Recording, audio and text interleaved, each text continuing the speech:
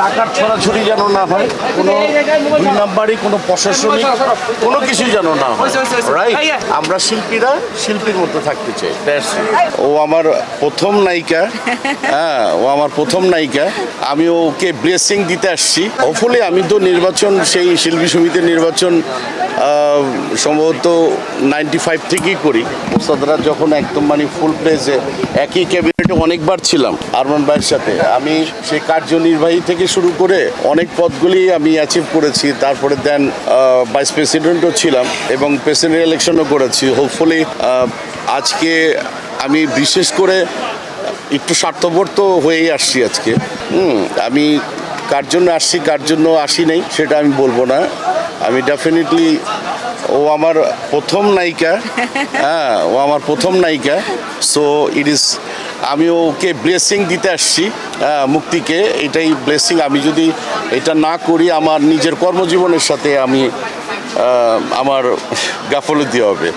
So আমি চাই ও ভালো কিছু করুক। আর পাশে আরমান ভাই, ওনাদের থেকেই আমরা অনেক বড় হয়েছি।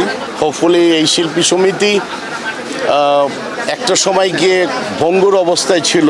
আপনারা জানেন যে জোর জবস্তির একটা মায়া জাল তৈরি হয়েছে এবং একটা সময় গিয়ে গত 10 ইয়ার্সের মধ্যে দুই একবার এরকম অনেক ফ্ল্যাকচুয়েট হয়েছে এবং সেটা রীতিমতো জোর জবস্তির একটা রাজত্ব কায়েম হয়েছিল। সেইটা এবার নাই। সেই প্রশাসনিক অবস্থান, ওই অবস্থান, টাকার জোর, এই অবস্থানটা এখন আর নাই। আমরা যখন নাকি, আমার কাছে ছোট একটা জিনিস ফিল করি, কলি ভাই তখন প্রেসিডেন্ট হলেন, সেই ক্যাবিনেটে আমি ছিলাম। কলি ভাই বললে এরপরের বার নির্বাচন করব না। আমি বললাম যে কেন?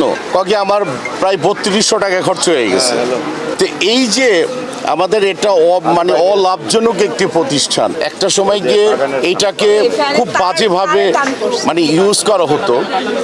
আমি আশাবাদী যারাই আসুক না কেন এই মানে ঝঞ্ঝানি থেকে মুক্ত পাবে। কয়েকদিন আগে আমি আমার ফেসবুক পোস্টে আমি বলেছিলাম যে কয়েকজন মানে পার্টিকুলার শিল্পীরা, আমরা শিল্পী যারা আছি, দু একজনকে আমি যাদেরকে দেখতে পাচ্ছি তারা মানে আমাদের সাথেই ঘোরাফেরা করছে, তাদেরকে আমি কুলাঙ্গার হিসাবে ট্রিট করি। দু একজন পার্টিকুলার, সবাই না।